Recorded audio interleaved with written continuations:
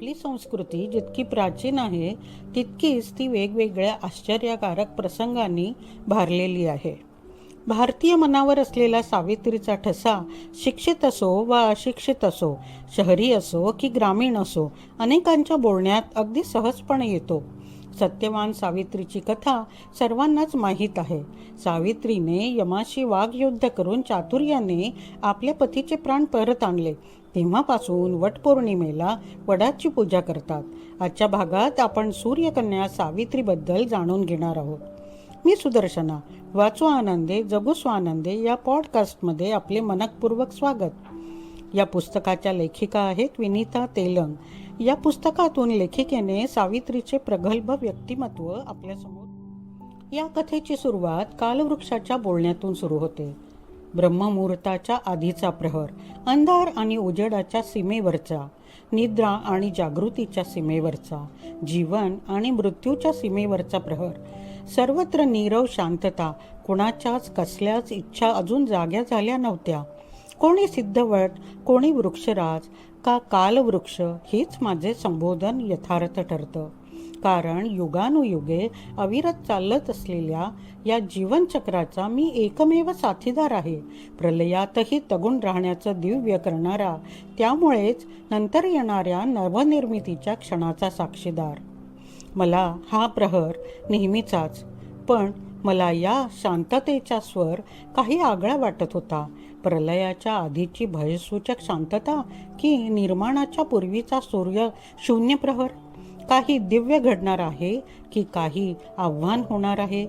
पुढे नवनिर्माण की सर्वनाश, संग्राम की साहचर्य, की या त्या गूढ अंधारात लपून बसले आहे एक काळ रात्र, की सर्जनशील घडून आणण्याकरता ती दक्ष आहे, ज्याच्या गर्भात नवसर्जनाची शक्यता होत्या. अशा अनेक रात्री या रात्रीने पाहिल्या होत्या. मी पाहिले. यावेळी आज या अंधारात त्या काळ रात्रीच्या शिवाय कोणीतरी जागे आहे हे मला ठाऊक आहे. कुणीतरी या काळ रात्रीची वाट पाहत असे. त्या लढायला सुद्धा आणि मी संग्राम पाहायला उत्सुक आहे. ती जागी आहे. ती सावित्री आहे. कारण आज सत्यवानाची अंतिम रात्र आहे. सत्यवानाच्या आयुष्यात अखेरचा दिवस उद्या यायचा, त्या दिवसाच्या आधीची रात्र. सावित्री स्वतःला सिद्ध करत आहे. त्या अंतिम युद्धाकरता ही तिची अखेरची संधी. मृत्यूपुढे, दैवापुढे पराभव पत्करायचा की त्याला आव्हान देऊन स्वतःचे व सत्यवानाचे नशीब बदलायचे, हा निर्णय तिलाच एकटीला घ्यावा लागणार आहे. ही अखेरची संधी आहे सत्याच्या शोधात असलेल्या समस्त मानवांचे भविष्य. अश्वपती माझ्या छायेत नेहमीच रममाण होत असे. वनांचे त्याला नेहमीच आकर्षण असे. बरेचदा येऊन माझ्या खाली छायेत ध्यानमग्न बसण्याची त्याची जुनी सवय होती. एकदा असेच तो वनात आल्यानंतर उदास मनाने खाली बसला होता. तो विचारमग्न होता. मी अश्वपती, अश्वांचा पती, असा उदास का, ज्याची राज्यसत्ता स्थिर आहे, राज्यात सगळे सुखी आहेत, तरीही त्याला कशाची खंत टोचत आहे? तो विचार करीत होता आणि आपल्या मनाचे अवलोकन करीत होता. तो ध्यानमग्न राहू लागला. त्याच्या मनाची स्थिती उन्नत होत होती. त्याला एक एक सिद्धी प्राप्त होत होती. त्याने त्या सर्व सिद्धी नाकारल्या आणि पुढे जात होता. तेव्हा त्याच्या असे लक्षात आले की आपण एका पर्वता शिखरावर जात आहोत. तो पर्वतावर चढत असताना त्याला असे जाणवले की आपल्याला ही चढण कठीण जात आहे. तरी त्याने ध्यान साधना सुरू ठेवली. जेव्हा तो पर्वत शिखरावर पोहोचला तेव्हा त्याच्या असे लक्षात आले की ती साक्षात जगदंबा होती, या सर्व सृष्टीची पालन करता. तिच्या स्तनातून निघणाऱ्या दुग्धपानाने सर्व सृष्टी सजीव झाली होती आणि ती सर्वांचं पालन करीत होती. त्याला बघून ती शांत मनाने हसली. देवीने त्याला विचारले, तुला काय हवे आहे? तो शांतपणे नम्रपणे म्हणाला, जगदंबा माता, मला माझ्या राज्याकरता एक वारस हवा आहे. मला पुत्र हवा आहे जो लोककल्याण करेल. परंतु देवी हसली आणि म्हणाली की तुझ्या नशिबात पुत्र नाही. ब्रह्मदेवाने पुत्र तुझ्या नशिबात लिहिला नाही, ते मी साक्षात जगदंबा ब्रह्मदेवाचे लिहिलेले बदलू शकत नाही. तू दुसरे काहीतरी माग. तेव्हा त्याने शांतपणे विचार केला आणि म्हणाला, पुत्र नाही तर नाही, कन्यारत्न हवे. आणि जगदंबाला त्याने विनंती केली की साक्षात तूच माझ्या पोटी कन्यारत्न म्हणून जन्म घ्यावा, अशी माझी इच्छा आहे. देवी हसली आणि तथास्तु म्हणाली. राजा समाधानाने आपल्या राज्यात परतला. सूर्यासारखी तेजस्वी देवी बघितल्यानंतर त्याच्या मनात असे आले की आपण गायत्रीची साधना करायला पाहिजे. त्यांनी गायत्री मंत्राची साधना सुरू केली. राजा गायत्री मंत्राची साधना करीत आहे हे बघितल्यानंतर राणी, मंत्रीगण, प्रजा आणि ऋषीमुनी गायत्रीच्या साधनेमध्ये लीन झाले. काही दिवसांनी असे घडले, वसंत ऋतूचे आगमन झाले आणि सगळीकडे प्रसन्न वातावरण निर्माण झाले. झाडांवर नवीन बहर आला, कोकिळा कुहू करू लागल्या. अशा शुभमुहूर्तावर सकाळी एक दिवशी एक दासी धावत आली आणि राजाला तिने वार्ता दिली, कन्यारत्न कन्यारत्न. राजाला अतिशय आनंद झाला. त्याने राणीच्या कक्षात जाऊन बघितले तेव्हा त्याच्या असे लक्षात आले की एक तेजस्वी गौरवर्णी टपोऱ्या डोळ्यांची मुलगी त्याच्या हातात आहे आणि तो प्रसन्नतेने हसला. राजा आणि राणी मालवी दोघेही सुखासमाधानाने तृप्त झाले. राजा सावित्री मोठी होत होती. राजाने तिच्या शिक्षणाकडे पूर्ण लक्ष दिले होते. त्याने तिचे उपनयन संस्कारही केले होते. सर्व विद्या, युद्धकला, धनुर्विद्या, तलवारबाजी, घोड्यावर स्वार होणे या सर्व कलांमध्ये ती निपुण होत होती. राज्यातही तिचे लक्ष होते. ती वनामध्ये येत होती. जेव्हा जेव्हा तिचे पिता वनात येऊन कालवृक्षाखाली बसत असे तेव्हा ती सुद्धा त्यांच्यासोबत येऊन ध्यानमग्न अवस्थेत तिथे बसत असे. त्यांची वनामध्ये ओळख होती. त्यांना वनातील छोट्या छोट्या गोष्टी माहीत होत्या. राजा तिला याचे पूर्ण शिक्षण देत होता. सावित्री उपवर झाली होती आणि तिच्या योग्य वर तिला मिळत नव्हता. एक दिवस ध्यानमग्न अवस्थेत त्याने विचार केला की यासाठी काय करावे बरे. तेव्हा त्याच्या असे लक्षात आले की सावित्रीच तिचा वर शोधू शकते आणि तिला त्याने सिद्ध केले. सांगितले, आता तू प्रवासाला निघ. तुला जो योग्य वर वाटेल त्याची तू निवड कर. आणि सावित्री आपल्या सुवर्ण रथामध्ये वरसंशोधनाला निघाली. सावित्री एकटीच प्रवासाला निघाली. ती वेगवेगळ्या राज्यातील राजकुमारांना भेटली. ते सर्व पराक्रमी होते, सर्व गुण संपन्न होते. परंतु कुणामध्ये राज्याचा अहंकार होता, कुणाला आपल्या शक्तीचा अहंकार होता, तर कोणाला आपल्या सामर्थ्याचा अहंकार होता. तिला पाहिजे तसा वर तिला मिळत नव्हता. शेवटी तिने असे ठरवले की आपण सरदार कुमार, राजकुमार यांच्याशी विवाह नाही करू शकत, तर आपण ऋषींच्या आश्रमात जाऊन बघूया. म्हणून तिने आश्रमांची वाट धरली. परंतु तिथेही तिची निराशाच झाली. तिला असे वाटू लागले की आपण आता वरसंशोधन कुठे करावे. प्रवास करीत करीत सावित्री शाल्व राज्याच्या वनप्रदेशात शिरली. तिच्या असे लक्षात आले की सर्व झाडे फुलांनी भरलेली आहेत. वनात एक दिव्य सुगंध पसरलेला आहे. मयूर मुक्त फिरतात आहे. पक्ष्यांची किलबिलाट सुरू आहे. प्राणीही वन्य प्रदेशात निर्भयपणे फिरतात आहे.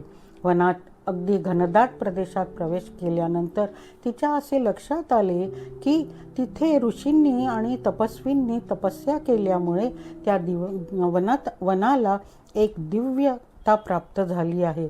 तिथे ती एक दिव्य आभा पसरलेली आहे. तिचे मन शांत झाले. तिला असे वाटू लागले की हे वन तिला खुणावत आहे आणि बोलवीत आहे.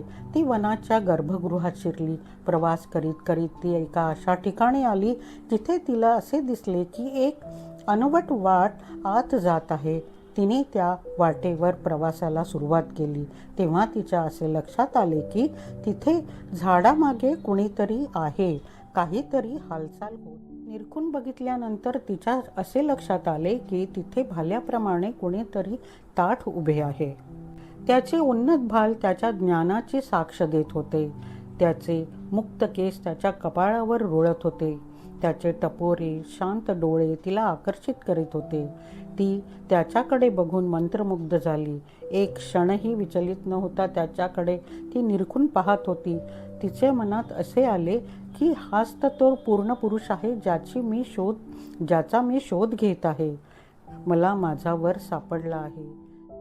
तिच्याकडे निरखित बघत तो युवक म्हणाला, मी सत्यवान या वनात राहतो. मला या दिव्य देवतेचा परिचय मिळेल का? तेव्हा सावित्री भानावर आली आणि तिने म्हटले की मी मद्र देशाची राजकुमारी अश्वपतींची मुलगी सावित्री. परंतु अजूनही सावित्री रथामध्येच उभी होती. तिने काही क्षण विचार केला आणि ती रथातनं हळूच पावले टाकीत खाली उतरली. समोर पडलेल्या आकाशलिंबांची फुले गोळा केली. त्याची एक माला गुंफून ती सत्यवानाकडे येऊ लागली. ती पुढे येत आहे हे बघून सत्यवानही आवेगाने परंतु संयतपणे तिच्याकडे जाऊ लागला. तिने आकाश फुलांची माला त्याच्या गळ्यात घातली आणि ते दोघेही एक झाले. ती त्याच्या पाया पडली. त्याने हळूच तिला उठवून आपल्या हृदयाशी धरले. माझ्यासोबत पुढे आयुष्य काढायला या कुटीत तू येशील काय? मला आनंदच होईल. तिने होकार्थी मान हलवली. दोघांचेही हृदय एक झाले. श्वास एकात एक मिसळले. काही वेळाने सावित्रीने जाण्याची परवानगी मागितली. तेव्हा सत्यवानाच्या असे लक्षात आले की त्याने तिला आपली चित्रशाळा दाखविलीच नाही. तो त्याने तिचा हात निरागसपणे पकडला आणि म्हटले की चल तुला मी एक गंमत दाखवतो. आणि तो झाडामागे असलेल्या त्याच्या चित्रशाळेत घेऊन आला. तेव्हा सावित्रीच्या आश्चर्याला ठिकाणा नाही राहिला. तिने बघितले तिथे घोड्यांच्या वेगवेगळ्या प्रतिकृती केल्या होत्या. काही अश्व पांढरे, काही कृष्ण, काही ताम्रवर्णाचे होते आणि चित्रसुद्धा तसेच होते. त्या अश्वांच्या प्रतिकृतीमधून असे दिसून येत होते की त्यांची शक्ती, त्यांची बळ, त्यांची धावण्याची कला अगदी हुबेहूब साकारली होती. त्यामुळे ती दिंगमूढ होऊन गेली. काही वेळाने ते दोघेही भानावर आले आणि तिने जाण्याची परवानगी मागितली. सत्यवानानेही म्हटले, माझे हे अश्व जरी खूप चांगले असले तरी सुद्धा ते तुझ्या रथाच्या जोडण्याला योग्य नाही. तू जाऊ शकतेस. आपण परत भेटूया. आणि दोघेही परतीच्या प्रवासाला. अश्वपती आपल्या बागेमध्ये फिरत असताना त्यांच्या असे लक्षात आले की आकाशात वीज चमकून खाली काहीतरी येत आहेत. त्याचबरोबर आकाशामध्ये दिव्य फुलांचा सुगंध पसरला आहे. थोड्याच वेळात नारद मुनींची मूर्ती तिथे प्रगट झाली. त्यांनी त्यांना प्रणाम केले आणि आपल्यासोबत राजमहालातील राजभवनात आणले. त्यांचे पाद्यपूजन केले. तेवढ्यात सावित्री तिथे प्रवेश करती झाली. तिनेही नारद मुनींना प्रणाम केला आणि नमस्कार केला. राजा सावित्रीच्या प्रवासाचे वर्णन ऐकण्यास उत्सुक होते. अश्वपतींनी तिला विचारले, तुझा प्रवास कसा झाला? सावित्रीने सर्व इत्थंभूत सांगितले. जेव्हा नारद मुनींनी हे ऐकले की हा शाल्व राजकुमार सत्यवान आहे, तेव्हा त्यांनी डोळे मिटून त्याचे अवलोकन करण्याचा प्रयत्न केला. तेव्हा त्यांच्या असे लक्षात आले की हा सर्वगुण संपन्न असा राजकुमार अल्पायुषी आहे. राजाने त्यांना विचारले की या राजकुमाराबद्दल तुम्ही काय सांगू इच्छिता मुनिवर? तेव्हा ते म्हणाले, जाणून घेऊन तू काय करणार आहेस राजा? हा राजकुमार दिव्य आहे, सर्व गुण संपन्न आहे, पण अल्पायुषी आहे. याचे आयुष्य फक्त 1 वर्ष आहे. आणि ते निघून गेले. अश्वपती आपल्या हे ऐकल्यानंतर राणी मालवीने आणि अश्वपतींनी तिचे हृदय परिवर्तन करण्याचा बराच प्रयत्न केला, परंतु ती आपल्या मतावर ठाम होती. शेवटी त्यांनी असा निर्णय घेतला की हिच्या मताचा आपण आदर केला पाहिजे आणि दुसऱ्याच दिवशीचा लग्नाचा मुहूर्त ठरला. ते सर्व सेना आणि राज्याचे विविध अधिकारी घेऊन वनात आले. यथायोग्य पद्धतीने सत्यवान आणि सावित्रीचा विवाह झाला. सत्यवानाच्या विवाहानंतर जेव्हा ती सत्यवानाच्या कुटीत प्रवेश करती झाली, तिने आपले सर्व राजवस्त्र उतरवून ठेवले आणि वनात योग्य असे वस्त्र धारण केले. राणी मालवीने तिच्यासोबत एक सखी सगळी सत्य परिस्थिती सांगून पाठविली होती. ती तिला कामामध्ये मदत करीत असे. सत्यवान आणि सावित्रीचा संसार सुखाचा सुरू होता. सकाळी उठून सडा सारवण करणे, सासू सासऱ्यांची मदत करणे, त्यांची सेवा करणे आणि सत्यवानाला त्याच्या कामात मदत करणे हीच तिची दिनचर्या बनून गेली होती.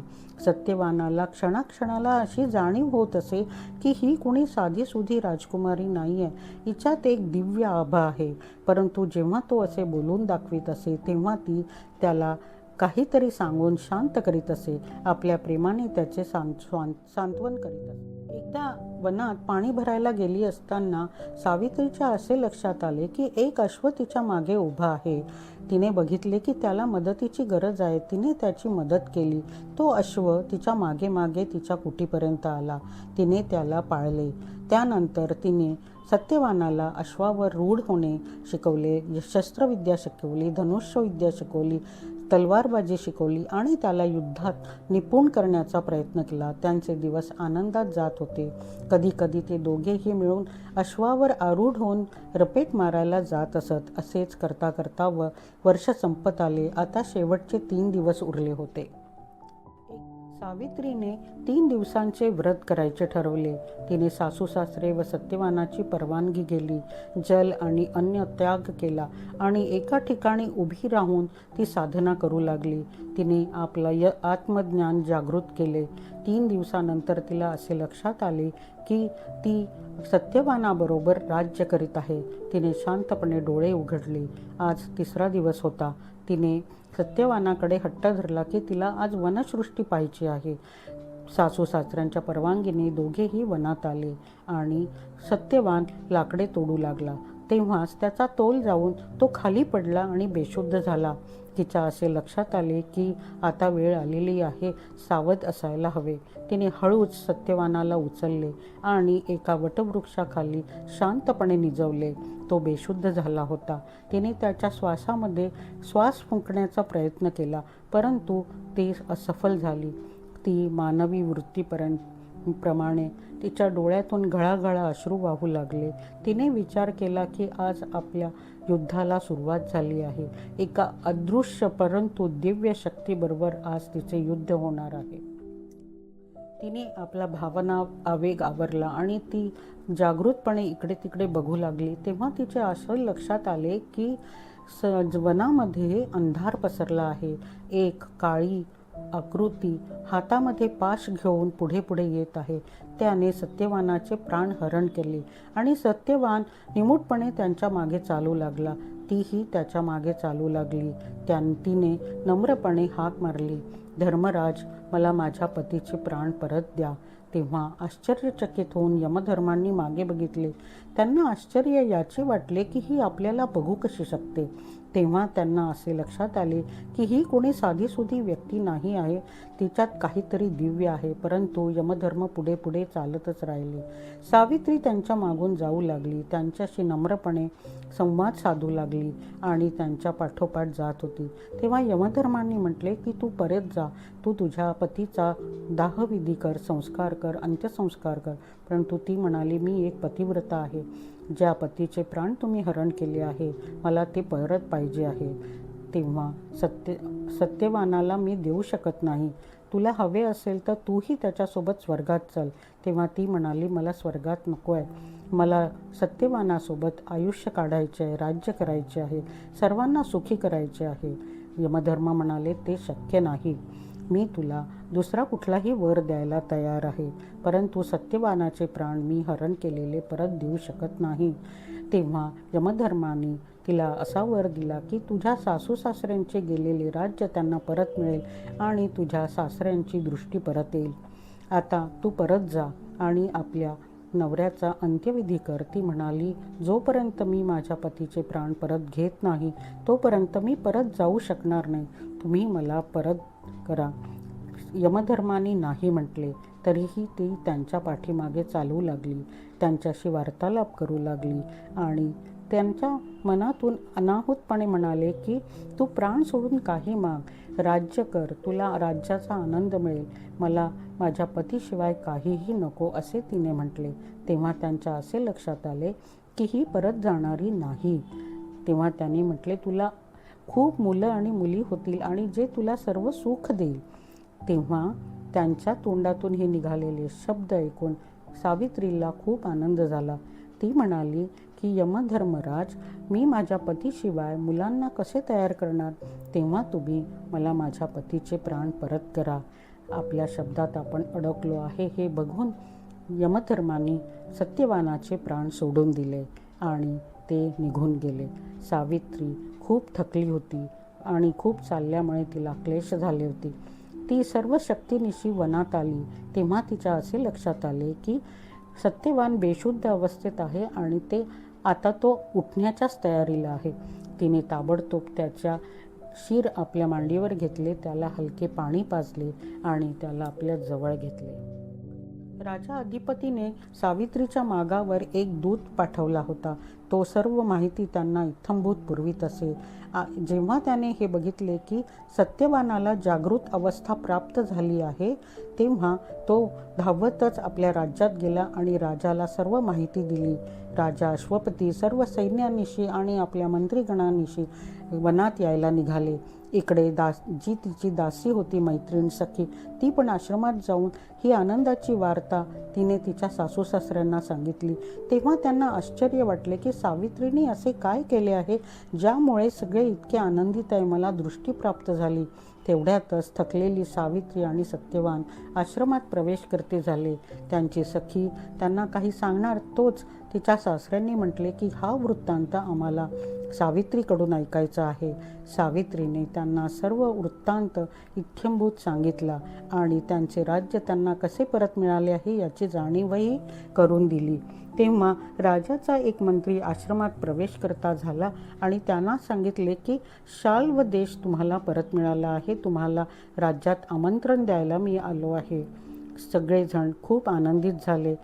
सत्यवानाने पाणी पाजून सावित्रीचे व्रत मोडले आणि ते सगळेजण आपल्या राज्यात परत निघाले. सावित्रीने पुढे 400 वर्ष संसार केला. मानवजातीच्या कल्याणाचे अनेक कामे केली आणि त्यानंतर ते दोघेही मुक्त झाले. राजा